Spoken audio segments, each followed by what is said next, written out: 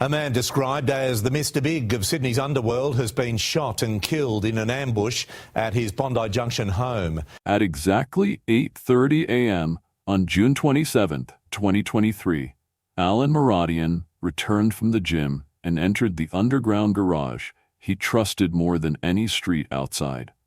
The space was quiet, controlled, an environment where he believed he held the advantage. He didn't know three men were already committed to a plan that left no room for improvisation. One waited behind a concrete pillar. One guarded the stairwell. A third vehicle above ensured no interruption. 7 shots, a clean escape, a getaway car found half-burned hours later with evidence no one expected to survive. But detectives kept coming back to one moment, a half-second pause when the shooter looked up at the camera, as if acknowledging something only he understood. This wasn't panic. This wasn't rush. This was a message, and it came from closer to Moradian than anyone wanted to admit. Missed the button? Go ahead. Subscribe now so you don't forget later. The last thing a man sees isn't always his killer's face. Sometimes it's the realization that trust was the real weapon. What does it mean when the place you feel safest becomes the place you die? He wasn't born into Sydney's underworld. He was born in Iraq, a place where hierarchy mattered and silence kept families alive. When his parents brought him to Australia in the 1980s, Western Sydney became home, and a different kind of hierarchy surrounded him. He grew up watching how influence moved, who controlled what, who stayed quiet, and who disappeared when they stopped being useful. By his 20s, Moradian wasn't loud, violent, or reckless. He was the opposite, a quiet operator who understood leverage better than men twice his age. That instinct made him valuable to people who moved cocaine from Chicago to Los Angeles to Sydney. Shipments of 40, sometimes 200 kilograms. Clean logistics, predictable timing. No unnecessary noise. That's why they trusted him. Not because he was feared, but because he was consistent. His life didn't look like the streets. It looked like the Versace Palace. Gold trim, mirrored halls, a $40,000 cherub mural spread across the ceiling. A house meant to project success, but one that drew envy from the same people who relied on him. And then came the fracture that shaped the rest of his life. Prison. Inside, Moradian learned the underworld's real currency. Not drugs, not guns. Fear. Mahmoud Brownie Ahmad, one of Sydney's most violent enforcers, extorted him relentlessly. Moradian paid because refusing Brownie meant ending up on the wrong list. It wasn't protection, it was a reminder. Power is temporary. Leverage is survival. When he walked out of prison, he didn't return to the same world. He returned sharper, colder, more connected, and he used that experience to become one of the architects of something rare. The Commission, a quiet council that controlled cocaine imports across Sydney. He negotiated, he brokered deals, he balanced rivalries. He made himself the man everyone needed, and the man several crews privately resented. That's the contradiction investigators still argue over. How does a man who avoided chaos create so much pressure around himself? Some men spend their whole lives building walls, but every wall eventually becomes a cage. At what point does being indispensable become the very thing that makes you disposable? In August 2022, NSW police sat him down and didn't speak in riddles. They told him straight, there's a contract on your life. Verified, active, circulating through networks that didn't issue empty threats. But Moradian didn't relocate. He didn't change his gym routine. He didn't vary his exits or swap his vehicles. He kept moving through Sydney like the warning was a rumor, not a blueprint for his death. So what makes a man this experienced, this insulated, this calculating, ignore a verified threat from the world he understood better than anyone? Was it confidence? Pride? A belief that he was still indispensable? Or did he think he knew exactly who wanted him dead and didn't believe they'd actually do it? Sydney wasn't just violent in 2022. It was calculated. Taha Sabag gunned down in Sefton. Marvin Araya shot dead in Elizabeth Hills. 17 bodies across the city since 2020. Each one explained as retaliation. But investigators quietly noted something else. The chaos made it easy to hide a hit that wasn't part of the war at all. And in the middle of that climate, Alen Moradian's influence didn't just grow. It expanded into corners where even seasoned operators felt pushed out. He wasn't chasing power. Power was drifting toward him because the system needed someone who could negotiate without ego. But every gain he made built friction in places most men wouldn't survive. He stepped deeper into the politics surrounding Brownie Ahmad's assassination, a move that gave him leverage and enemies. He became wrapped in a $500,000 cocaine debt dispute with Luke Sparrows, a number large enough to shift alliances. Then came the Comanchero decision. Attacks on every cocaine import hitting Sydney. It sounded simple, but it forced independent traffickers into desperation, angered overseas suppliers, and restructured who could operate and who would be suffocated out. Moradian was at the center of those conversations, the man who could broker deals, stabilize shipments, and calm tension between crews who wouldn't meet in the same room. That was his mistake. He wasn't loud, but he was effective. He wasn't a soldier, but he had soldiers' respect. He wasn't a boss, but he moved like one. He wasn't a threat, until he was too successful to ignore. And that's the point investigators kept returning to. He didn't just rise, he rose too effectively, too influential, too connected, too insulated, too profitable, too central to Sydney's cocaine economy.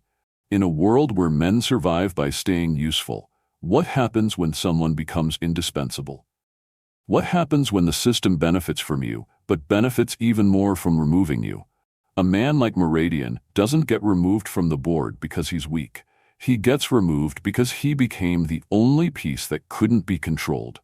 But influence wasn't his real vulnerability. His real vulnerability was far quieter, already beside him, already moving, already feeding the people who would eventually pull the trigger. Sometimes the price of being needed by everyone is that no one can afford to let you leave. When a man refuses to see the danger coming for him, is it confidence, or has he simply stopped believing anyone would dare? Sydney wasn't slowing down. It was tightening. Hits triggered counter-hits, encrypted channels buzzed, and every major crew moved like a pair of eyes was always somewhere behind them. In that pressure, the difference between paranoia and opportunity blurred. But the moment that sealed Moradian's fate didn't come from the streets. It came from something far smaller, attached beneath the car of the one person he trusted most. Natasha Yukana never knew a GPS tracker had been hidden under her vehicle. Jason Mansour bought it online, passed it through intermediaries, and it ended up in the hands of Mr. K's crew, men who didn't guess where Moradian lived. They watched him arrive there, day after day. That little device fed them everything. Every route, every stop, every pattern. Until one afternoon, Natasha parked in Bondi Junction, and the signal dropped inside an underground garage. That drop didn't hide their location. It exposed it. It revealed the exact garage, level, and blind spots of Moradian's private residence. At the same time, paranoia across the network sharpened. Tariq Ayub, the man some called the Angel of Death, told Mr. K that Moradian had put a contract on him. No proof, no confirmation, just a well-timed message in a city already on edge. Enough to spark mistrust, enough to justify a preemptive strike, enough to make men who once relied on Moradian feel like eliminating him was the only logical move left. Fear spreads fast in Sydney's underworld. But fear paired with opportunity moves like wildfire. While that anxiety rippled through encrypted chats, Mr. K was already studying Bondi Junction from a distance. Google Maps, timing charts, camera angles, pillars that created natural blind zones. He mapped the entire operation without ever stepping inside the garage. He knew when Moradian returned from the gym. He knew how long the car door stayed open. He knew the echo inside the concrete structure masked footsteps perfectly. Everything was scheduled, measured, engineered. Quick reminder, if you're still watching, ask yourself one thing: who gave the order? When detectives eventually assembled the timeline, they realized something chilling. Every movement, every angle, every minute fit together with a precision that didn't feel improvised.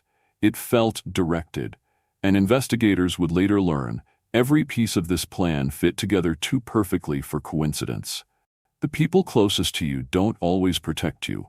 Sometimes they're the reason the threat knows exactly where to find you. How much fear does it take to turn surveillance into certainty, and certainty into action? Everything about the hit suggested planning, but the timing suggested obsession. At 8:30 a.m., as Moradian sat inside his stationary Audi, a gunman stepped out of a Porsche SUV that had just pulled into the garage.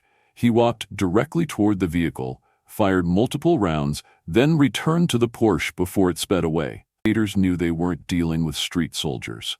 This was controlled, measured, executed by someone who understood recoil, timing, and angles inside enclosed spaces. But the moment detectives couldn't shake was the hesitation. A fraction of a second, when the shooter lifted his head toward the CCTV camera, not startled, not panicked, but aware, almost as if acknowledging the lens, almost as if the footage was meant to be found. The gray Porsche Macan peeled away first. The red Holden Commodore followed, acting as a second layer of protection, a coordinated escape pattern used by crews who plan redundancies into their exits. Hours later, the Porsche was discovered in Zetland, still smoking. Whoever set it alight had made a mistake. The windows were rolled up. The fire suffocated before it could destroy anything meaningful. Inside, detectives found the things they weren't supposed to find: the murder weapon, a mobile phone still logged into encrypted channels, DNA traces on interior panels, mechanical evidence tying the car to specific movement paths before the hit. It was a forensic jackpot, the kind investigators don't get unless someone involved was careless or someone wanted the trail to survive. And that's when the contradictions started stacking. None of the evidence suggested a rival bikie crew. None of it fit cartel retaliation. None of it matched the messy rhythm of street feuds. Every clue pointed inward, toward people who knew his habits, his routines, his blind spots, and the exact moment his guard would be down. You're still here? Do what you meant to do earlier. Subscribe. Police weren't just investigating a murder anymore. They were tracing a correction, the kind that happens when a man becomes too central to a system that doesn't like central pieces. But if this wasn't Sydney's war, then whose correction was it? Death is quick, but the planning behind it reveals how long someone's been waiting. When a killer looks into a camera, is it arrogance or the final act of someone who knows they're already part of a larger script? The investigation didn't unfold the way most organized crime cases do. There was no months-long surveillance operation, no intercepted communications that slowly revealed a conspiracy. Instead, detectives received a tip 48 hours before the key arrests, anonymous, precise, and eerily well-timed. It led them directly to the men who pulled the trigger, but stopped just short of explaining why. The arrests came fast. The evidence was overwhelming. But every answer raised a deeper question. Jason Mansour, the man who allegedly bought the GPS tracker online and passed it through intermediaries until it ended up beneath Natasha Yukana's car. The device that mapped every movement, every route, every blind spot in Moradian's life. Then came the shooters themselves, the men inside that garage who operated with military-level coordination. Dut Deng, Joseph Santino, Abdul Hakim Ahmed, Malk Angelo Deng, Manud Guamcham, group shots, timed exits, redundancy layers built into the escape. Each one arrested, each one tied to the execution. But the network didn't stop there. Chabal Hasham, allegedly part of the surveillance and logistics chain that made the hit possible. The man who helped us turn surveillance into certainty. Luke Sparrows, the man at the center of the $500,000 cocaine debt dispute that may have accelerated tensions Moradian couldn't diffuse. Money that became motive. And then came the psychological architect, Tarek Ayoub, the angel of death, the man who allegedly whispered the fear that justified the kill, that Moradian had put a contract on Mr. K. No proof, just timing, just enough paranoia to turn suspicion into action. Mr. K and his crew, identified through forensic evidence left inside the half-burned Porsche in Zetland. The murder weapon, the encrypted phone, DNA on interior panels, the kind of evidence that doesn't survive unless someone was careless, or unless someone wanted it found. A 42-year-old mastermind, name suppressed by court order, allegedly the architect who coordinated surveillance, recruited the shooters, and engineered a hit precise enough to look like street chaos. The 31-year-old associate, arrested alongside him. None of them had a personal history with Moradian. No vendetta, no blood feud, no direct conflict. They were subcontractors, men carrying out instructions for someone higher, someone insulated, someone who understood how to hide a targeted removal inside a public war. And that realization shifted the entire investigation. This wasn't about who killed Alen Moradian. That part was solved.